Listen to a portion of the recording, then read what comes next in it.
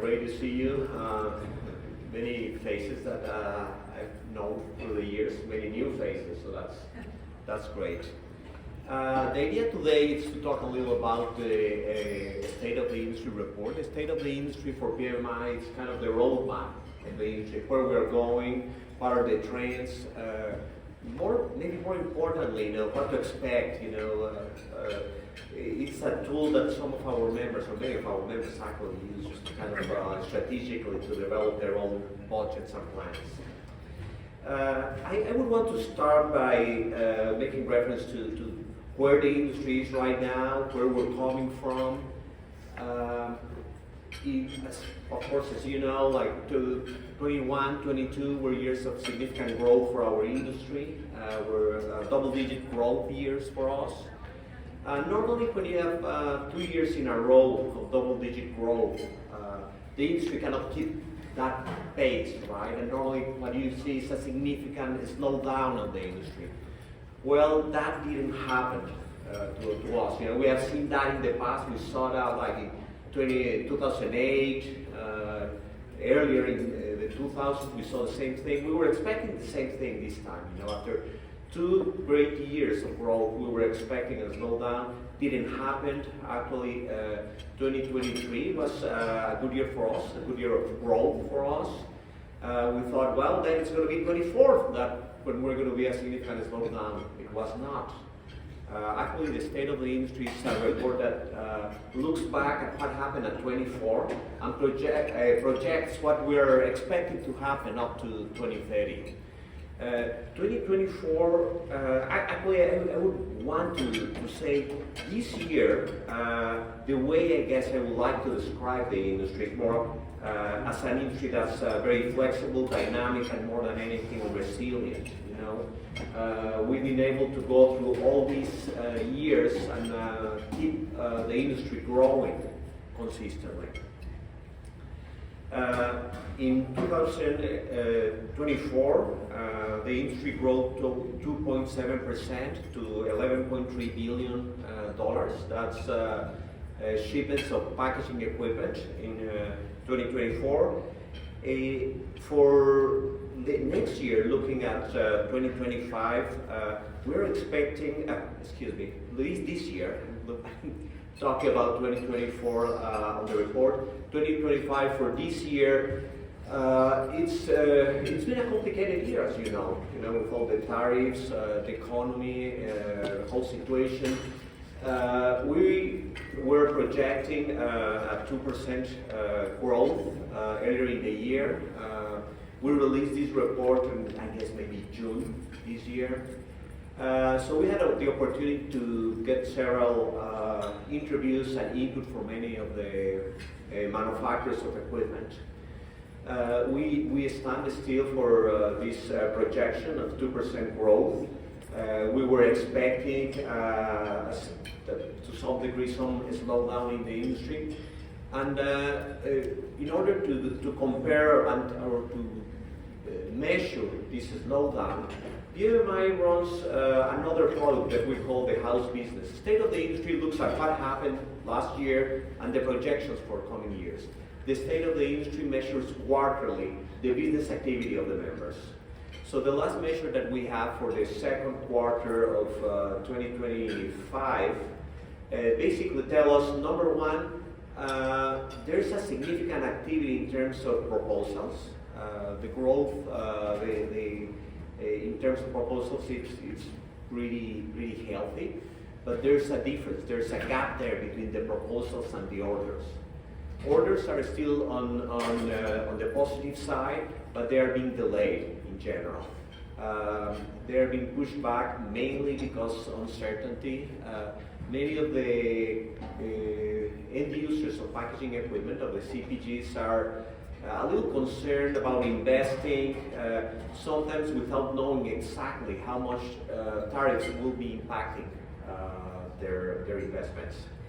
So still, with all these, taking into account all these effects, all the information we collected earlier this year, the update we're getting from the house business, we're maintaining that projection that this year the industry will grow at 2%. And looking ahead, looking at 2026, 2027, you know, with all these projects that are on hold this year, what we are estimating is that next year some of those projects, or a good number of those projects, will move forward, assuming there's a little more stability on both, I guess, the tariffs and the economy. We're estimating a growth of 4% for 2026 and a growth of 6% for 2027. So we're very optimistic looking ahead in the coming years. So in terms of the shipments, what we saw in 2024, as expected, you know, in terms of the industries, food and beverage are the largest, you know, the largest share of packaging, with food having almost 46% of the market, beverage 15% of the market, followed by household chemicals and pharmaceutical and personal care. It's kind of a typical breakdown for the packaging industry. Something that we did differently this year for the state of the industry, we decided to start to measure as well, not just shipments, but parts and services. One of the reasons that we decided to start tracking services a little closer is because of how the industry is evolving. We've heard about Industry 4.0 or the adoption of digital strategy for a while right now. It used to be like one thing here, one thing there, maybe a small project, maybe one piece of equipment. That's changing now. Now we're really talking about digital strategies, implementation much more extended throughout the operations, through the plant floors. So we're finding that services is growing in terms of the share of the business for many of the people in the industry. Currently, as in 2024, domestic shipments were, as I mentioned earlier, $11.3 billion. That's about 63% of the business. We have parts with 23% of the business and services with 40% of the business, for a total of close to $18 billion of business for suppliers of packaging and processing technology.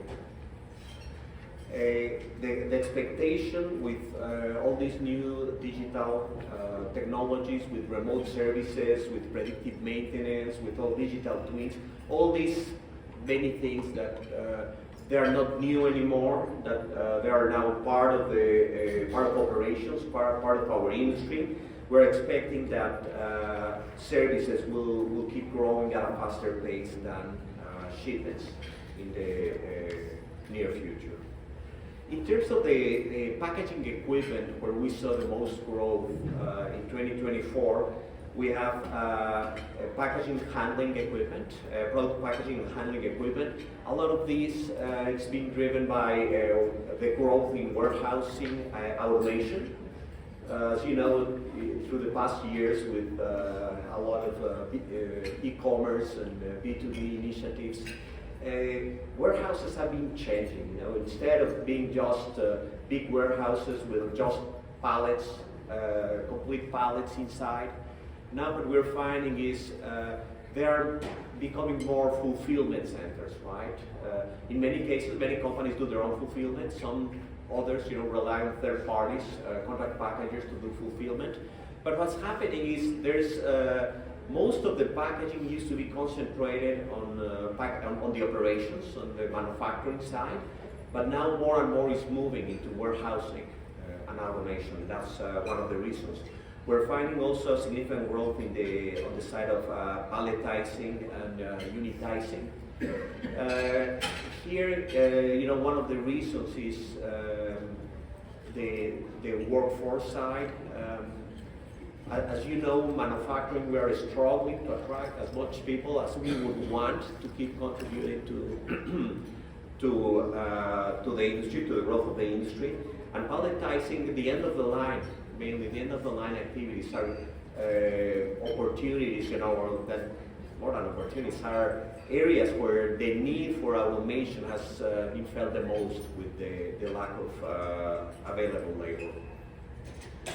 Packaging and inspection equipment, it's another area, significant growth, followed by form, fill, and seal, and cartooning equipment. All of those growing at a faster pace than the rest of the industry. So at this point, I would want to talk a little more about the technologies and maybe some of the things you're going to find in the show floor. You're going to notice a significant increase on the use of robotics. Robotics used to be like, you see a piece of equipment, a machine, then a robot, then another machine, right? Then more and more they were integrating robots as part of the machine itself, right? Now you're going to find it's not one robot, it's sometimes 2 or 3 robots on the same machine. What this is bringing to the industry is a new level of flexibility.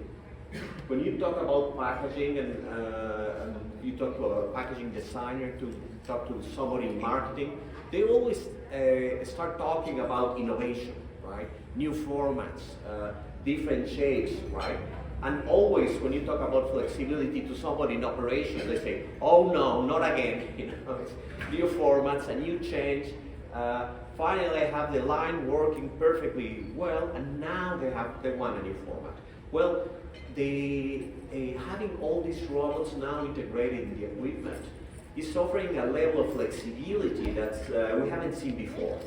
And I strongly suggest you pay attention to that, pay attention to how the robots are integrated in the equipment, and ask the exhibitors about what they are getting, why 2 robots, what level of flexibility they are accomplishing by doing that. You're going to see, of course, significant growth in automatic changeovers. Same reason, workforce. If you ask many of the people responsible for operations, the engineers responsible for operations, they will tell you that one of the problems, one of the main reasons for productivity drops is workforce. A lot of it is a combination of training and knowledge transfer, a lot of people retiring, a lot of young people coming in, not necessarily staying as long as we would wish they stay in their jobs. So the need for equipment that do automatic changeover, that do many of those, take over many of those things that in the past, rely a lot on operators, it's important. We're finding a significant amount of autonomous robots. You're going to see these robots on the floor. Many combination now of autonomous robots that move, pick something, put them inside of a bag, and they're used now in fulfillment. Also, you're going to find cobots, especially when you're talking about palletizing. The combination of palletizing and cobots is very interesting. Traditionally, when you think about an industrial robot, you think about something inside of a very, very large cage, right, that's moving inside. With cobot, that has several implications in terms of the space they take, okay, and also the flexibility of the equipment. Now with cobots used in palletizing, it's different. It's a cobot. There could be an operator working right next to it without any problem, without any danger, in a very safe way. So you're going to find more and more of these applications where, not necessarily for large volumes, even for smaller volumes, they can have a robot taking care of palletizing right next to an operator. So that's more common, and I suggest you to look at it.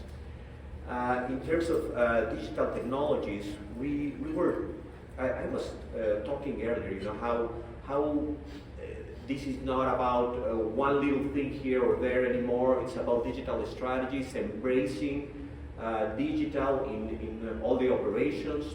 One of the changes that we're finding by doing this, the more information you get from operations, the more you are connected with the supply chain, the more you're connected with the companies that serves ingredients, for example, for your products, the more you're connected with the retailers. So that's something that will keep growing.